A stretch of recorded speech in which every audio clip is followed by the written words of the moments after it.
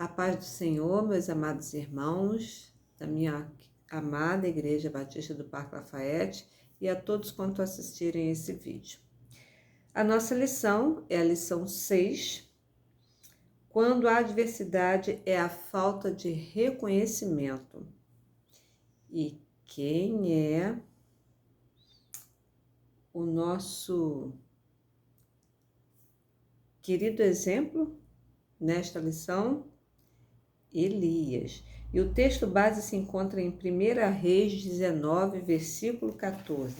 1 Reis 19, versículo 14, nos diz: E ele disse, Elias, eu tenho sido em extremo zeloso pelo Senhor, Deus dos exércitos, porque os filhos de Israel deixaram o teu concerto, derribaram os teus altares e mataram os teus profetas à espada. E eu fiquei só, e buscam a minha vida para me tirarem. Elias, quando há adversidade, é a falta de reconhecimento. E aí eu busquei algumas frases sobre falta de reconhecimento. Encontrei uma, o autor é não identificado, não conhecido, que diz assim: não erramos quando damos muito de nós. Erramos quando esperamos o reconhecimento de alguém que não sabe valorizar a sinceridade que lhes damos.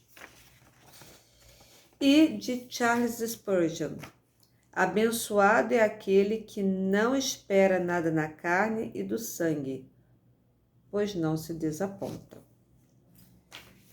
E aí nós vamos desenvolver esse estudo. Eu achei interessante essas frases, exatamente porque às vezes nós nos desapontamos porque esperamos reconhecimento quando não deveríamos, não é isso? Bom, então são duas palavras-chave, Duas palavras-chave nesse estudo: adversidade e falta de reconhecimento. E aí o autor até nos adianta o significado da palavra adversidade. Sinônimo de contratempo, obstáculo, dificuldade, infelicidade na vida. A adversidade é um acontecimento inoportuno, realmente, muito, muito fora de desejo de alguém, não é isso? Mas ela existe porque estamos neste mundo. E a falta de reconhecimento? De acordo com o International Stress Management Association, a falta de reconhecimento revela, Essa pesquisa revela que 89% dos profissionais se queixam de estresse por falta de reconhecimento no trabalho. Realmente, às vezes o empregado dá tudo de si, veste a roupa da empresa, se dedica, faz tudo o que pode, dá o melhor de si e chega no momento de ser reconhecido, isso não acontece. Realmente isso é triste, é desapontador. Porém, não devemos nos levar por isso. Devemos ter a consciência tranquila de que a nossa parte sempre está sendo feita. E no meio cristão, será que isso também pode acontecer? De nós sentirmos às vezes que não somos reconhecidos como quando nos trabalhamos, quando nos esforçamos, quando nos dedicamos à obra do Senhor? O que acontece? Vamos ver então neste estudo sobre Elias, O nosso personagem, como nós já sabemos, Elias, ele passou por um momento de adversidade assim muito, muito sério, muito cruel, não é isso? Ele foi um grande profeta de Israel, um homem usado por Deus, nos tempos de quem? De Acabe. E aí vamos conhecer um pouquinho quem são esses personagens. O que a Bíblia nos diz sobre Elias, Elias nasceu em Tisbe, provavelmente localizado nas montanhas de Gileade. Quem foi Acabe? Acabe está registrado lá em 1 Reis, versículo 16, 29 e 30.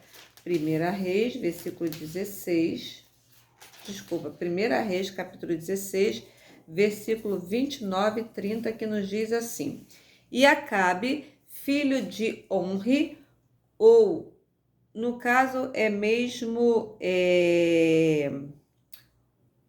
Onri, tá? Pode ser ou em português Onri, ou então como esse nome provém do hebraico, com um som alveolar, Onri, tá bom? E Acabe, filho de Omri, começou a reinar sobre Israel no ano 38º de Asa, rei de Judá, e reinou Acabe, o filho de Omri, sobre Israel em Samaria 22 anos.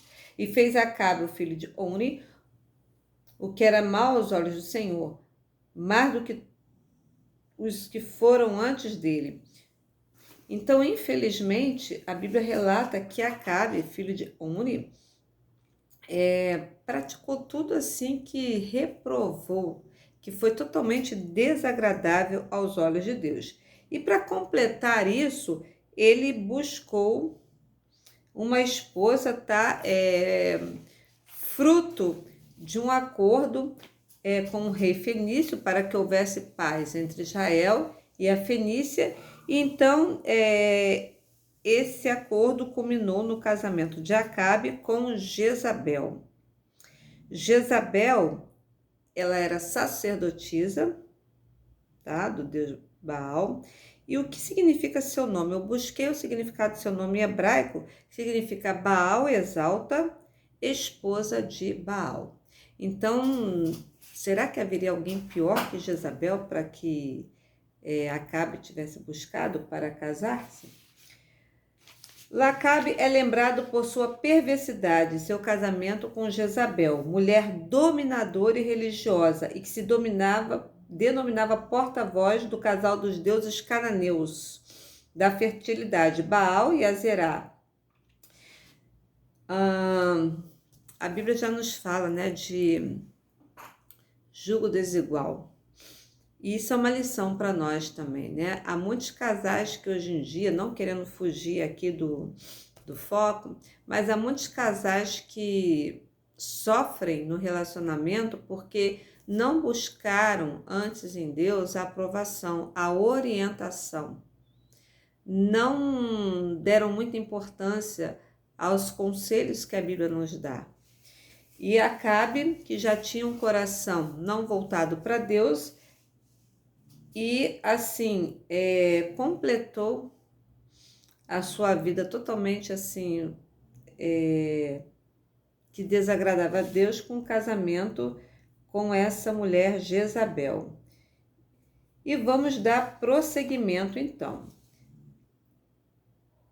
Segundo os historiadores e arqueólogos, com práticas de prostituição cultural, isso a categorizava como profetisa. Samaria distava 13 quilômetros a noroeste de Siquém, tornando-se centro de culto idólatra.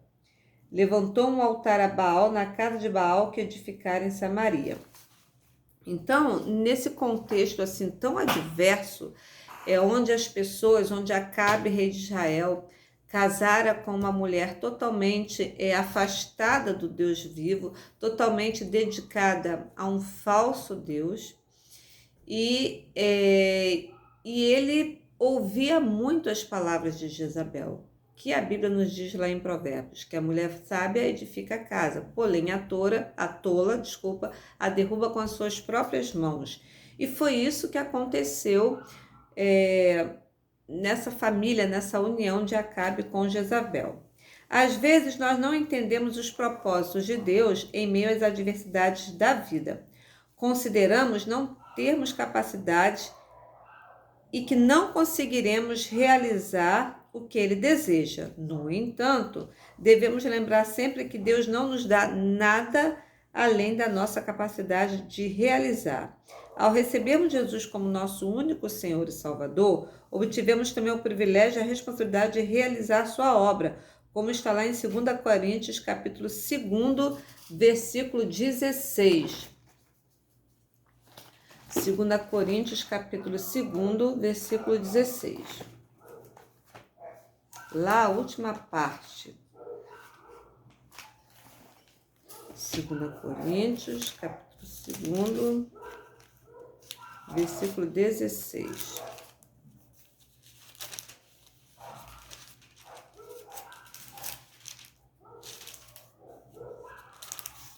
Vamos lá. Nos diz assim a palavra de Deus. Para este, certamente, cheiro de morte para a morte, mas para aqueles, cheiro de vida para a vida. E para essas coisas, quem é idôneo?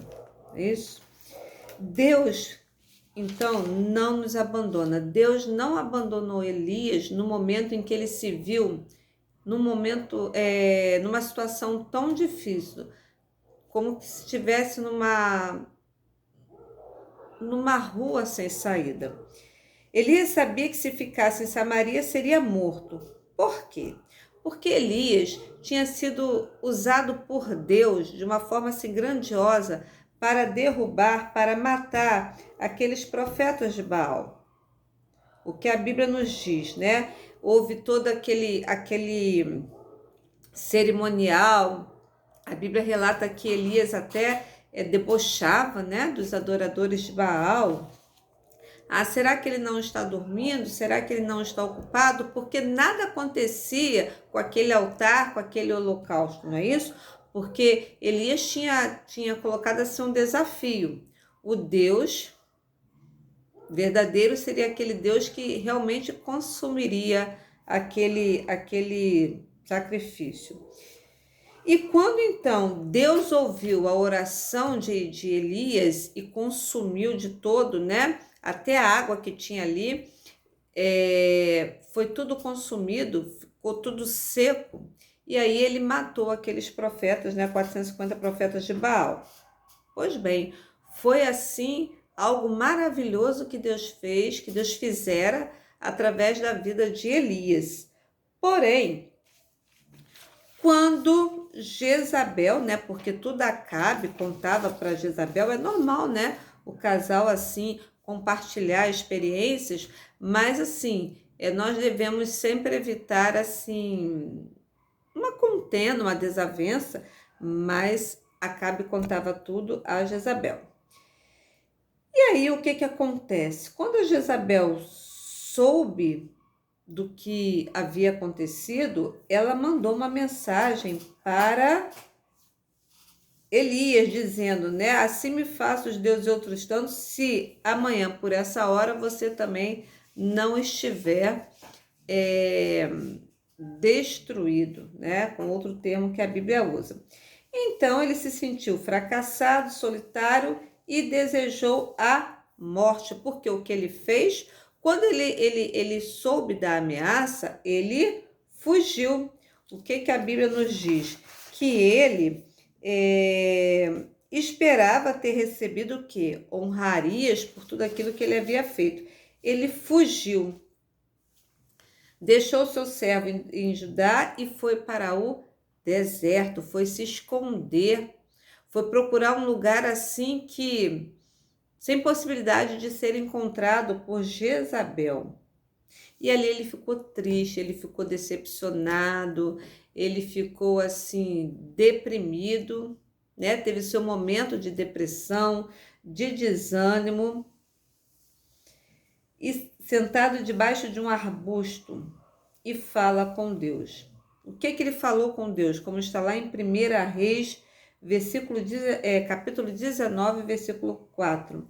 Já basta, ó Senhor, toma agora a minha vida, pois não sou melhor do que meus pais. Ele desejou a morte.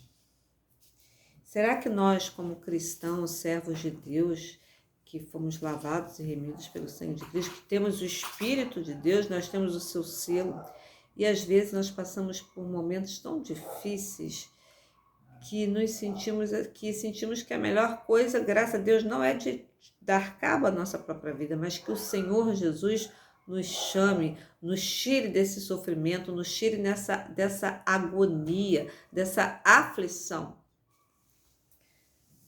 Às vezes, quando encontramos uma pessoa vivenciando um quadro de depressão, ficamos tentados a pregar sermões ou até mesmo julgá-las. Irmãos, a depressão, muitas vezes nós até espiritualizamos. Sim, muitas vezes pode ser uma obra maligna, por que não?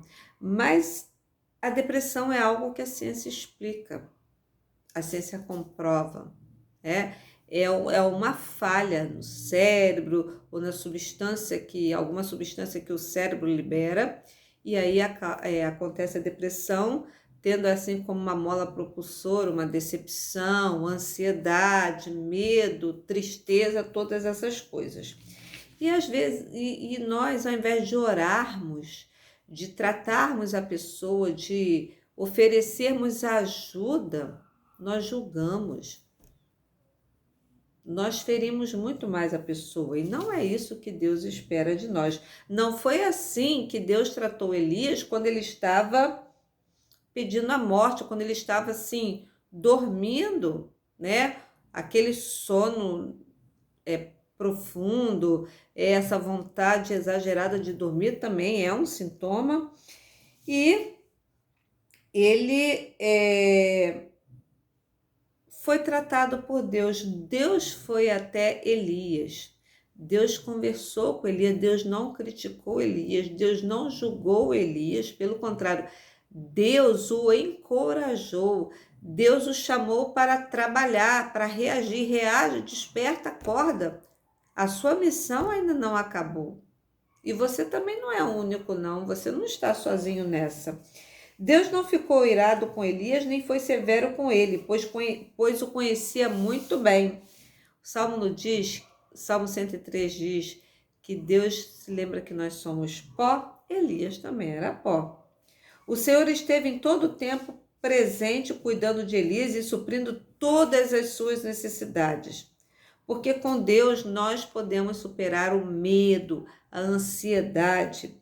A impotência do falso deus Baal como provedor da chuva e fogo mostrara que só o Senhor, o verdadeiro Deus, é capaz de dominar todas as coisas. Salmos diz, os céus manifestam a glória de Deus e o firmamento anuncia as obras de suas mãos. Jesus apaziguou a tempestade, Jesus acalmou o mar, acalmou o vento. Então, todas as coisas estão sob o controle de Deus, inclusive a nossa vida. Contudo, a aspiração de restaurar a fidelidade do povo ao Senhor foi aniquilada diante das ameaças de Jezabel. Ele estava assim entusiasmado, achando que depois da derrota dos profetas de Baal, ele fosse conseguir algo mais. Ao contrário, ele conseguiu ameaça. Então, isso o desestimulou, isso o deixou desesperado, amedrontado. Ele sabia qual era a sua responsabilidade e que Deus não abandonaria em meio às adversidades. Entretanto, o medo falou mais alto porque Elias era tão homem, tão ser humano, tão carne quanto nós somos. E nos dias de hoje, no nosso contexto, esse contexto de pandemia, muitas pessoas têm vivenciado medo e algumas até experimentando a crise do pânico, isoladas de tudo e de todos, não saem às ruas, trancam em suas casas, temendo por sua vida. Precisamos nos cuidar, sim. A Bíblia diz o quê? Vigiar e orar. Nós temos que fazer a nossa parte. Lembra,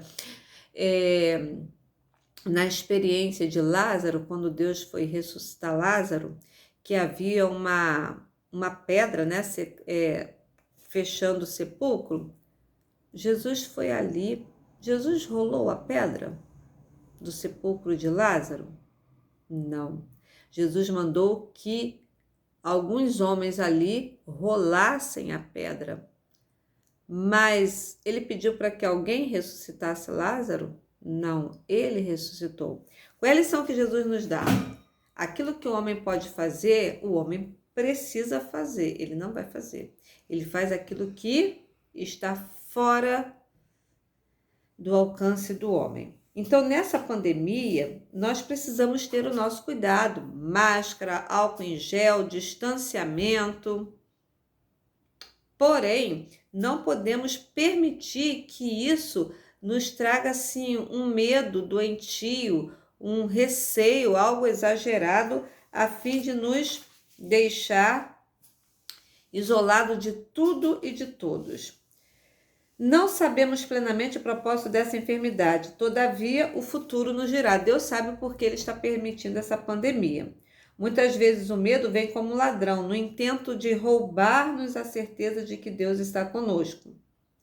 Infelizmente, irmãos, muitas vezes, quando é sentimento humano, quando nós estamos passando por uma crise, por uma situação muito difícil, nós nos sentimos sozinhos, sem chão.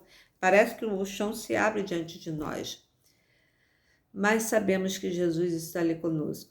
Sabemos que o Espírito Santo está conosco, porque se não fosse o Espírito Santo, nós não estaríamos aqui falando a palavra de Deus, pregando, orando e testemunhando.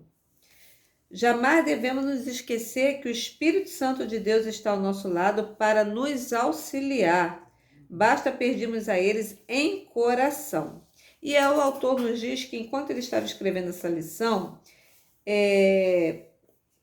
veio à sua lembrança algo que acontecera, que ele havia ficado com muito medo. Ele foi convidado para trabalhar com o EBF, só que ele não tinha costume, não estava assim, aquilo não fazia ainda parte da vida dele. Então ele ficou muito preocupado, pediu a Deus, como eu vou fazer para contar as histórias às crianças? E aí ele ficou muito nervoso, entrou em pânico e perguntou a Deus o que iria fazer.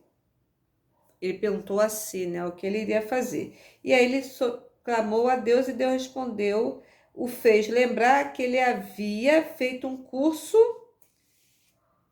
para evangelização de crianças. E aí foi um bálsamo, na alma. E aí ele começou a trabalhar com as crianças com muita alegria, segurança e bênção e o som de Deus. Por isso, irmão, nós não podemos deixar de pensar que a valorização vem de Deus. Nós não podemos... É triste, irmãos, quando nós nos sentimos assim, deixados de lado. É muito triste quando nós nos esforçamos, quando nós nos empenhamos e às vezes sentimos que nós não temos o retorno. Pode ser no lar, pode ser no trabalho, pode ser na escola, pode ser na igreja. Infelizmente, isso acontece também na igreja. Mas esse retorno vem de Deus. Eu lembro que, é lógico, a Bíblia diz isso, nós estamos estudando sobre isso, mas às vezes eu comentava com a minha mãe, com meu pai, eu ajudei A, B, C, e qual foi a gratidão? Virarem as costas para mim. Então, ao invés de se aproximar de mim, simplesmente viravam as costas depois de eu ter ajudado determinadas pessoas. E minha mãe sempre dizia, a recompensa vem de Deus. A recompensa vem de Deus. E a recompensa de Elias vinha de Deus, de mais ninguém. Elias julgava que Deus o tinha abandonado, mas será que tinha mesmo? Não abandonou, Tanto é que Deus, como sempre, ele foi ao encontro de Elias e perguntava, o que fazes aí, Elias? E Elias reclamava, e Elias se rasgava diante de Deus, até que a Bíblia nos relata aquela experiência maravilhosa que Elias teve com o Senhor, Deus fez passar vento, fogo, terremoto, brisa. Deus estava na brisa. Por isso, irmãos, que é muito assim, é necessário que em momentos de muita dor, de angústia, às vezes nós ficamos sem saber o que fazer, qual a direção tomar, não podemos nos precipitar, porque no momento que nós nos acalmamos, eu sei que às vezes é difícil, não é fácil, Deus fala conosco, então nós precisamos manter sempre os ouvidos atentos àquilo que Deus tem para falar conosco. E Elias, ele ainda que estivesse triste, deprimido, desanimado, desapontado, mas ele não perdeu a sensibilidade de ouvir a voz de Deus. Max Lucado, no seu livro Você Não Está Sozinho, narra a história do casal de missionários Martin e Gracia, que quando comemoravam 18 anos de casados, foram feitos reféns de uma organização terrorista ligada a Osama Bin Laden. Eles passaram 100 dias lutando por sua sobrevivência. A saúde, com certeza, né? Ficou prejudicada, porém, a fé na providência de Deus, essa não fora abalada. A obra do Senhor é assim, é feita com amor, sem esperar glória ou conforto. A recompensa não virá, não se apresentará a nós necessariamente nessa vida. Lógico que nós gostaríamos, lógico, não para a nossa glória, não para que o holofote esteja em nossa direção. O holofote tem que estar sempre em direção a Deus, mas para até nos sentirmos úteis ou até com aquela sensação, eu estou fazendo um bom trabalho, estou glorificando a Deus. Mas a recompensa nem sempre vem nessa vida, mas com certeza virá na vida futura. Isso daí é certo, nós não temos o que temer. Façamos a obra sempre com excelência e os resultados aparecerão com certeza, independente de vê-los ou não.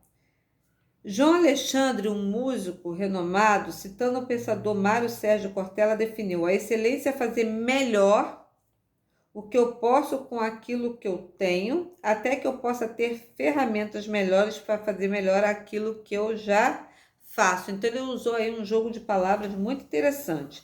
E é assim que Deus trabalha conosco e é necessário então que, se nós servimos a um Deus de excelência, nós devemos também procurar fazer a obra dele com excelência, para a glória e honra do nome dele. Nós somos as ferramentas de Deus.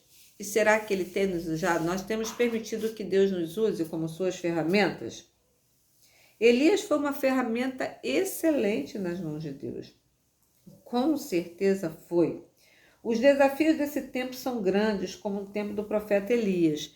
Nós temos hoje o desafio da pandemia, e aí, consequentemente, veio problemas na economia. Como se não bastasse a pandemia, nós temos os nossos problemas pessoais, temos o problema da sociedade, mas Jesus não tem nos desamparado. Vieram os desemprego, enfim, tudo isso como consequência da pandemia. Precisamos buscar em Deus o consolo e o encorajamento necessários para vivermos esse tempo de caos e vencermos, pois a igreja não parou e nunca vai parar.